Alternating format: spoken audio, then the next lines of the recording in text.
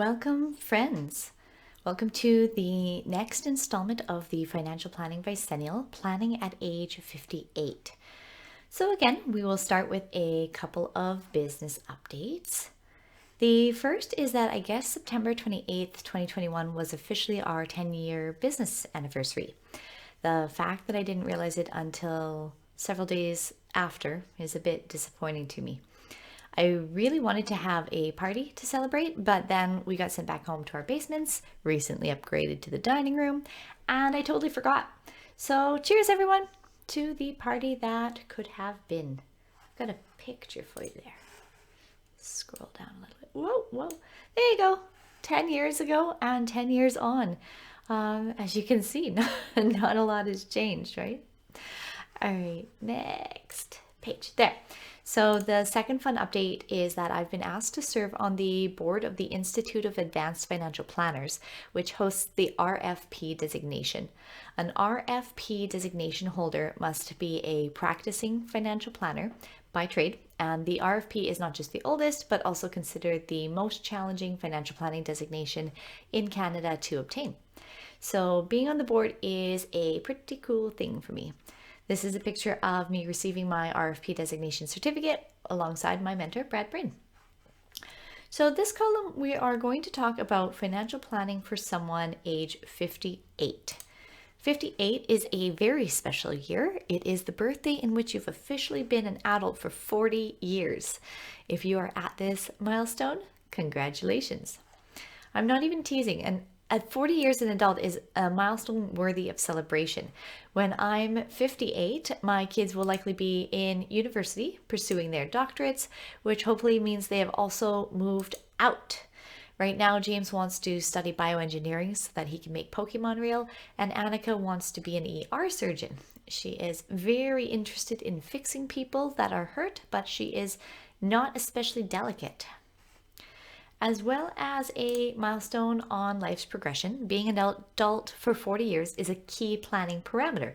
Both CPP and Old Age Security pensions, both Canada Pension Plan and Old Age Security pensions, are calculated based on a 40-year contribution set. We are going to start with Old Age Security because it is the simpler of the two. Old Age Security is a government pension funded by general revenues. Qualifying for Old Age Security is based on residency. Generally, if you've lived in Canada for at least 40 years after turning 18, you will qualify for the maximum amount of Old Age Security, even though it's not actually payable until age 65. So, if you're 58 years old and have been a resident in Canada since you were 18, you can now leave. Not that you would want to, right? And still qualify for full Old Age Security. If you have lived in Canada for a portion of that time, but not the whole 40 years, that's still okay. You can start qualifying for Old Age Security after 10 years as a resident, and you don't lose Old Age Security for non-residency after 20 years.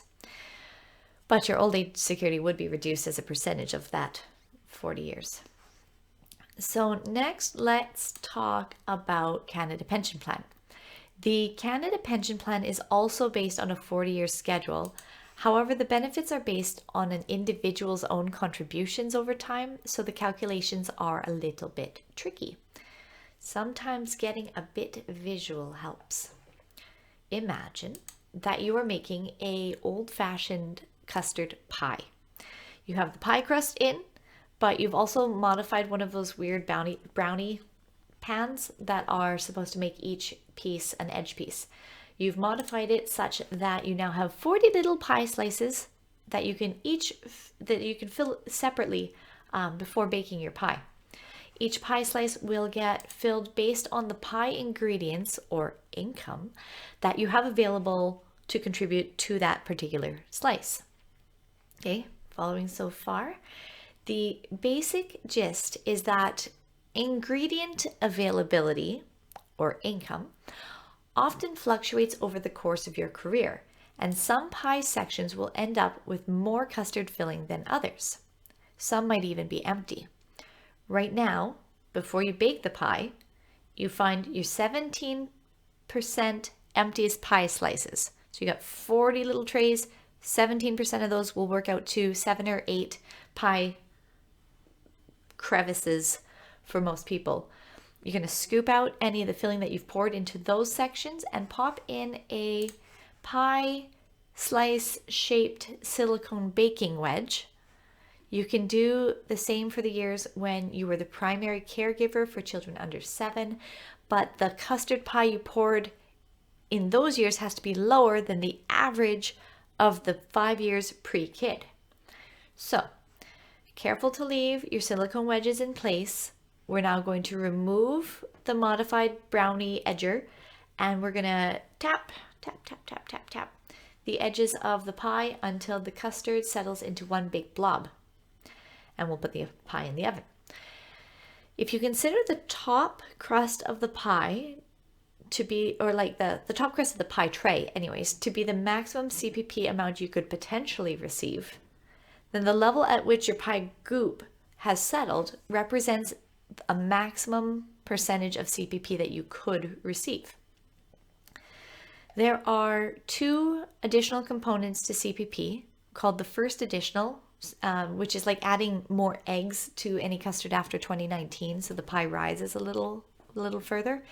And the second additional CPP, which is like adding whipped cream to the pie to make it look taller than it actually would have been, but that doesn't start until 2024.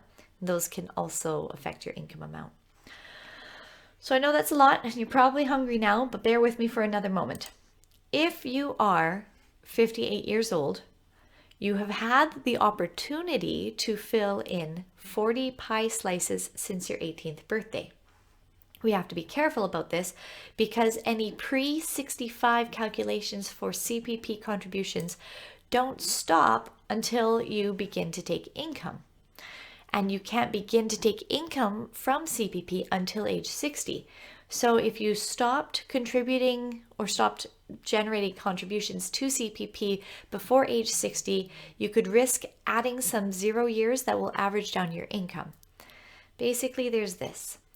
If you've maximized your contributions up to now, or if you will be either way contributing in the future at a lower level than your lowest previous contribution to date, like if you've worked full-time your whole career and now you're working part-time for a bit, then continuing to contribute to CPP after age 58 does not increase the income that you could receive. Even if you choose not to take your income from Canada Pension Plan until age 65, the years between 58 and 65 would just get filled with your 17% silicone pie wedges. The people that this is most critical for are the self-employed because they are paying both the employer and the employee portions. Those two together adds up to 9.9% for the base of your pie, another 2% for the extra eggs added after 2019, and potentially up to 8% of earnings in the whipped cream layer starting in 2024. Now, don't get me wrong, both CPP and Old Age Securities are very well run programs. In fact, The Economist, which is a magazine I've been a subscriber to for over a decade, regularly uses Canada Pension Plan as an example to other nations on how to properly manage a national pension scheme. What I am saying is that if you are 58 years old, the planning item you're going to want to address this year is to get a grip on your contribution history. We'll talk about the income side at age 60, but at age 58, it's more about getting a solid understanding of your contribution history and projecting out an ideal contribution period, as it could have a significant impact on the timeline for the rest of your plan. I'll move myself out of my way there. For more information on planning with your government pension, or if you have any questions about how to optimize your contribution period, speak to a registered financial planner today.